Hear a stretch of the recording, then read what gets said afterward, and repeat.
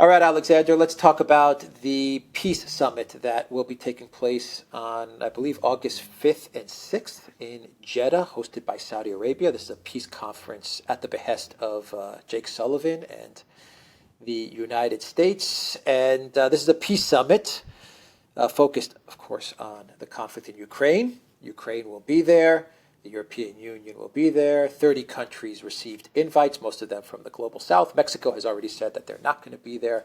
And the reason that Mexico gave is that this is a peace summit without one of the major stakeholders, one of the major parties involved in this conflict, which is Russia. It's going to be a peace summit focused on Zelensky's peace plan.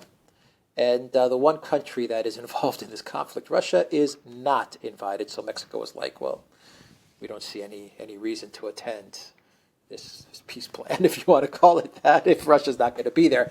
But it's an interesting development, and it follows up on the Copenhagen roundtable, I guess you could call it, where Jake Sullivan and Victoria Nuland invited a bunch of countries, Brazil, I believe India, I believe China was invited as well, and they wanted to talk about Ukraine, and now we have this peace summit with a lot of countries from the global south being invited to Saudi Arabia. A lot of people are asking, why is Saudi Arabia agreeing to hold such a thing?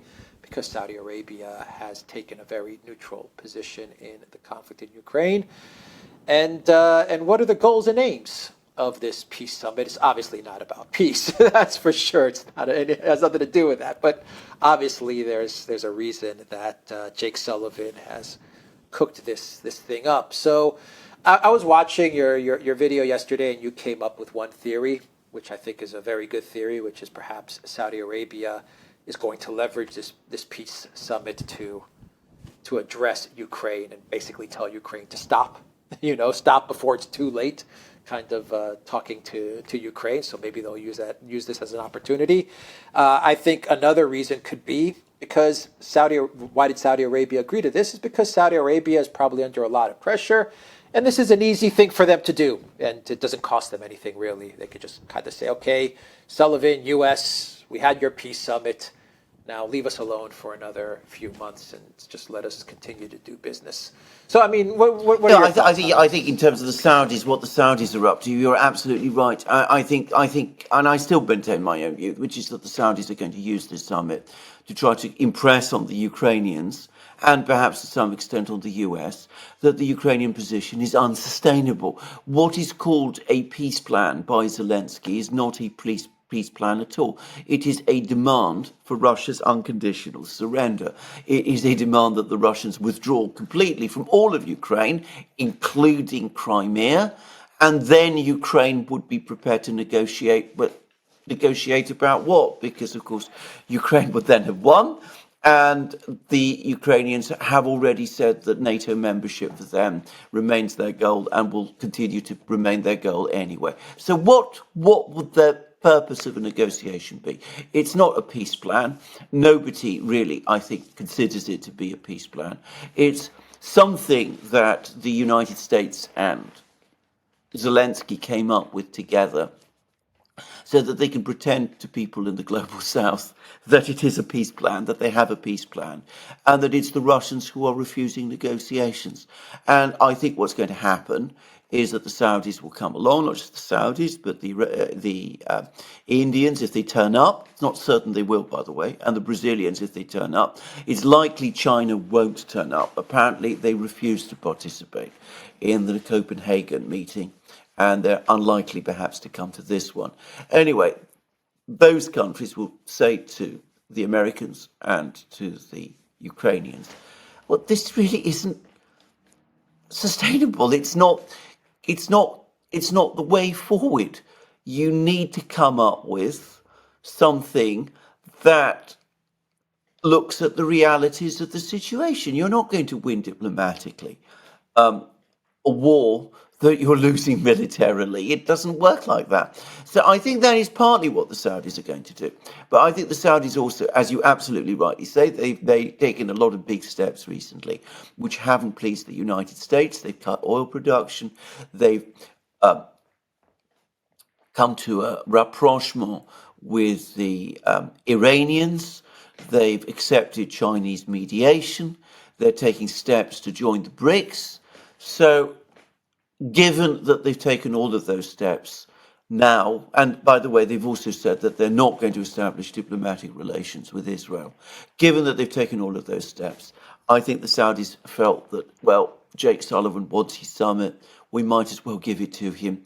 It will take a little of the heat off us, and we can tell the Americans and the Ukrainians a few wise words. Whether they'll listen to what we say is another matter, but ultimately, it takes the heat off us a little. So I think that's really the Saudi intention here. A more interesting question is what Sullivan is trying to achieve by all of this. And I'm going to say that, because he is, to be very clear, he's clearly the originator of this whole process. And I think what is happening is that he's got an election to fight next year. He knows that this war is going to be a very difficult sell in the US, especially if Biden is still standing. He's also increasingly, I think, must be concerned, that the military situation isn't going well and that there's real possibilities of a military collapse. And he doesn't want a military collapse in Ukraine on the eve of the election. So he's trying to find some mechanism of getting the Russians to pull back. And he's not succeeded with his great offensive. And there's now growing claims that the offensive, the spring-summer offensive, was very, very much something that he insisted on. He wanted to deal a knockout blow on the Russians before the election took place. So that hasn't worked. So now he's trying a diplomatic strategy. And his strategy is that he's going to get all of these countries together, Brazil, India, Saudi Arabia, and all the others, and get them to agree to isolate Russia. That's what his latest plan is, and that will put pressure on the Russians, and it will cause the Russians to pull back. Now, it's not going to work. I mean, some of them might turn up. We've already seen the Mexicans don't really see the sense of this. Unlikely the Brazilians will. Unlikely the Indians will. But ultimately, it's not going to change Russian policy. Why would the Russians change their policy? There's no way that countries like India and the others are going to cut off Russia economically. On the contrary, they're forging deeper links with Russia. In India, there is now very high food inflation. The Indians need the Russians. So they need the Russians to contain that food inflation and to keep energy costs in India low. So what Sullivan is trying to do cannot work, but it might result in some people taking in at this meeting in Jeddah, taking him to one side and telling him, look, Jake, it isn't working. You've got to go back, talk to your boss, start a real negotiation, because the negotiation you're talking about is just absurd. Yeah, that's probably what they're going to tell him. But, the problem with this plan and with all of Jake Sullivan's diplomatic efforts is that he's not a diplomat. No. He's not a foreign policy guy. He's not a diplomat. We've been saying it on this channel for a while now. He's a campaign manager. That's what he does. And you're trying to get a campaign guy, a guy who's part of the U.S. party system, like the Democrat Party system.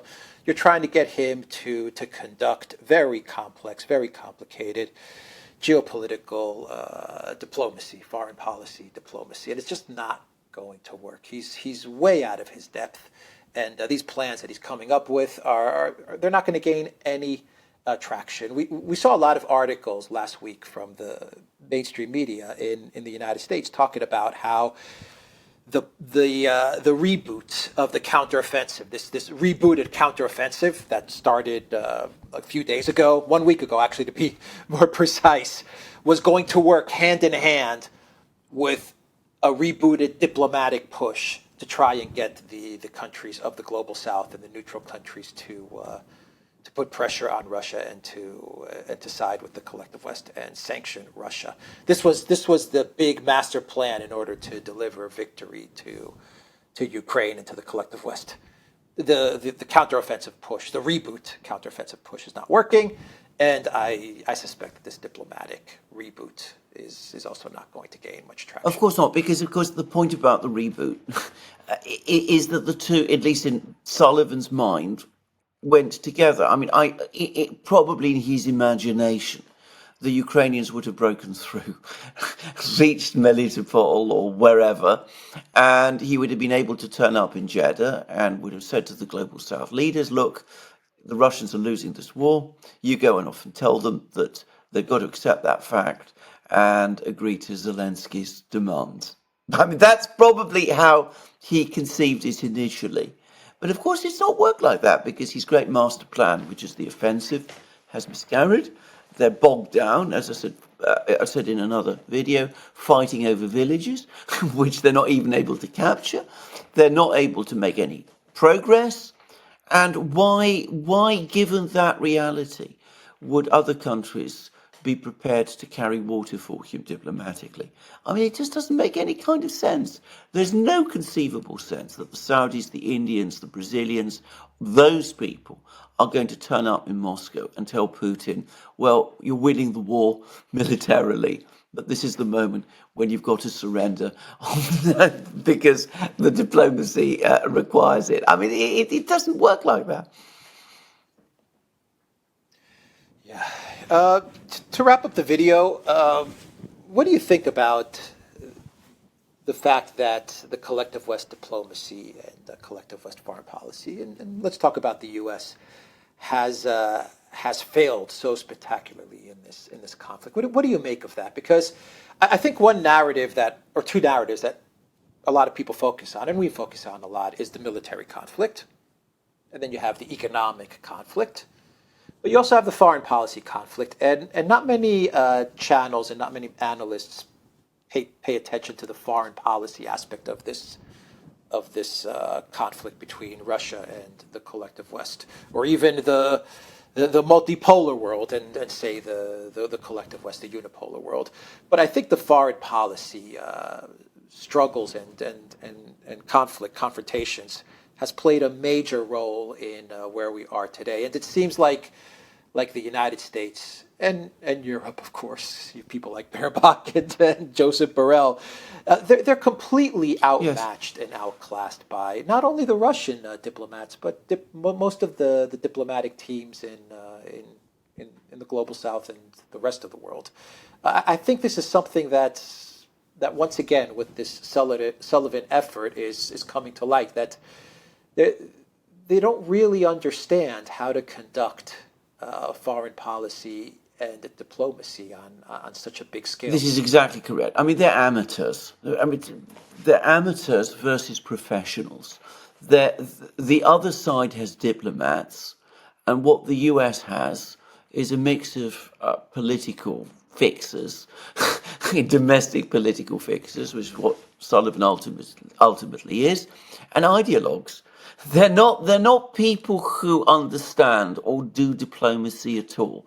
I mean, they think of diplomacy as some kind of a board game or something of that kind. They don't really understand how it works.